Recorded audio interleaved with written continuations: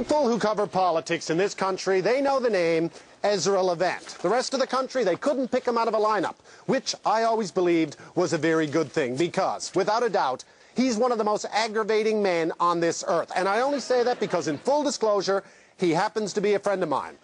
I've known him for over 10 years. The last time I saw Ezra, I was doing a show in Alberta. The audience, they were all conservationists. They were saving rivers. Ezra picked me up after the show for a beer. I walked out front. There was Ezra, leaning against his Hummer, smoking a cigar, and yes, the engine was running, which I'm sure he did purely for my benefit. The man is a provocateur. He is an agitator, and now, thanks to the Alberta Human Rights Tribunal, God forbid, he's a freedom fighter because he has been defending his actions in front of that tribunal for the past 2 years. He has no idea when it's going to end. He has no right to a speedy trial. He has to pay his own legal costs. His accusers do not. So what is it that Ezra did? Well, he published the Western Standard, which in my opinion is a completely nutty magazine. He once published a column by a stay-at-home mother of 9 who offered witty tips from her pastor on how to avoid your children turning out gay. But to be fair to Ezra, every time I complained, he'd say the same thing. You should write your own column. I'll publish it next week, word for word. If nothing else, Ezra believes in freedom of speech, which is why I knew when half the world exploded because some newspaper in Denmark published cartoons of the Prophet Muhammad. I knew Ezra would republish those cartoons so we could see what all the fuss was about.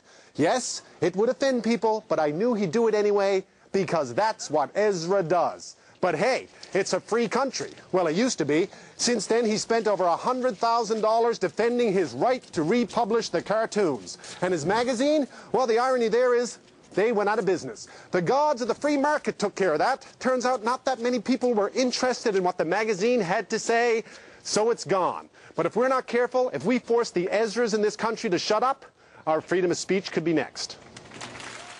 Thanks for that friendly introduction. And thanks to the friends here. I mean, I feel great. I feel the book's on the top 5 of the Amazon.ca bestseller list. 3 days into the book tour, we stocked out and had to do an emergency second printing. That's great news for a book that I think covers a topic that Mickey Couch would call the under news, a story that sort of happens underneath the radar of most of the mainstream media. But I wouldn't be here today with a smile on my face and a book on the shelves if it weren't for the support of hundreds of people who chipped in to help me cover my legal fees. Over the last year and a half, I've been hit with not 1, but 3 human rights complaints, 4 defamation suits brought by people in the human rights industry, 14 complaints to the Law Society to get me disbarred because I keep using the phrase kangaroo court, and 1 copyright suit because someone claims to have copyrighted the image of Mohammed, and I'm not allowed to run cartoons of him, apparently. Altogether, it's over 20 legal actions, and it's designed, to coin a phrase, to be lawfare. Warfare using the law. And that's actually what happened to me 3 years ago. When I published the Danish cartoons of Mohammed, it wasn't done in a particularly provocative way. For those of you who were subscribers to the Western Standard, you'll remember it wasn't on the cover of the magazine. It was tucked inside. And we had a thoughtful sidebar showing that not all Muslims hold that you can't depict Mohammed. We showed a Shiite mosaic, centuries old, of Mohammed to demonstrate that point. And it was styled not as a hot news story, but a media analysis. I mean, we were a fortnightly magazine, so by the time we write something and it actually went to print, it would take about 3 weeks. So we thought for sure other newspapers and magazines and TV shows would have already covered the news. We would just be analyzing why people were so self-censorious about this. But it turns out we were the only folks to run the mail, the only magazine, the only TV station. No one did it except for us. Now, we launched a great debate, and we ran many letters pro and con. But one fellow was so upset, not upset enough to write a letter to the editor, but upset enough to go to the Calgary Police Service and ask them to arrest me. Now, they were very polite. His name was Syed Sohrawardy. He's a radical imam born in Pakistan, does the Saudi lecture circuit. And he came here, and I actually debated him on the radio, and he was left in such a huff. I went on. I mean, I debate people and make them angry all the time. But this fella went to the cops and said, arrest Ezra Levant. And they refused because they explained to him, and look, this is Canada. It's not Saudi Arabia, where indeed I would have committed an offense, where the Quran is the Constitution. This is Canada, and you can be Muslim, and you can be Jewish, and you can be atheist, and we can all get along in a pluralistic society governed by Queen Elizabeth laws. Just don't force yourself on someone else. So he shopped the complaint around town until he found someone so illiberal that they would take it and run with it. And how perverse that in the 21st century the police care more about civil liberties than something called the Human Rights Commission. And so for 900 days, it's strange, isn't it?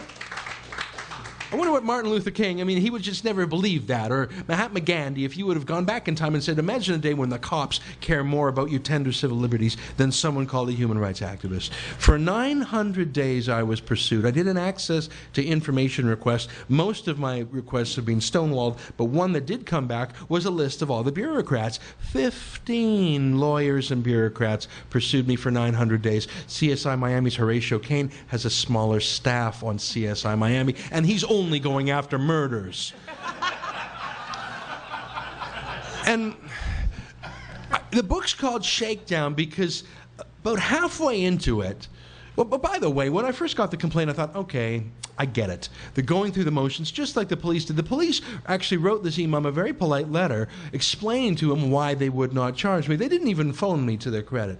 And I thought, okay, the Human Rights Commission is going through the motions, and I wrote a 5-page letter. My lawyer calmed it down, and I looked at the letter when I wrote this book, and I thought, gee whiz, I was so optimistic, and I was so calm, and I was so polite, because I actually thought they would go away. I was wrong. Anyways, about a year into things, when the legal bills were starting to rack up and they were making demands of me to come downtown for an interrogation, and my lawyer was saying, well, you better go, because if you don't go willingly, they have certain powers in this Human Rights Commission. They can enter your office without any notice, without a search warrant, and take copies of anything, any document, including your hard drive. Well, if you're publishing a magazine and they take your hard drive, that's basically putting you out of business. If a policeman would have busted into my office without a warrant, I know what I would say. I would try and be polite, but I would say, leave, sir, or I'll charge you with trespass. Put down that computer, sir, or I'll charge you with theft. But if it's a human rights cop, they have powers that even police don't have,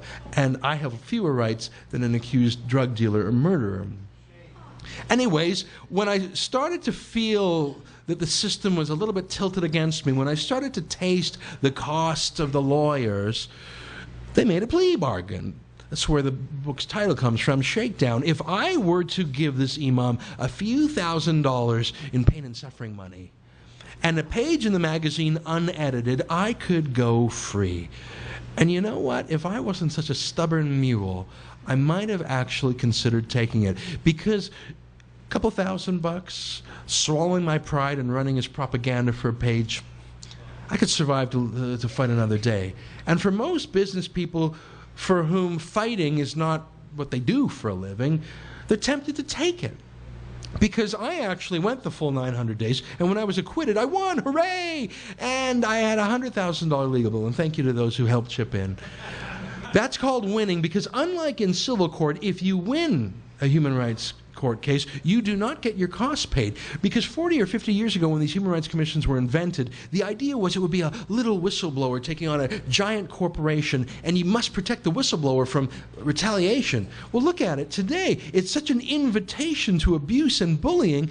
People are attracted to it because of the moral hazard. They can be harassers. They can be a nuisance. They can file frivolous or vexatious lawsuits. They can engage in the soft jihad of lawfare to silence critics of radical Islam, which is what happened in my case and the case of Mark Steyn, and be immune to the costs. A real court would have awarded me my costs, not a human rights court, a kangaroo court. In fact, the statute specifically bars me from going after costs. I think that's a problem.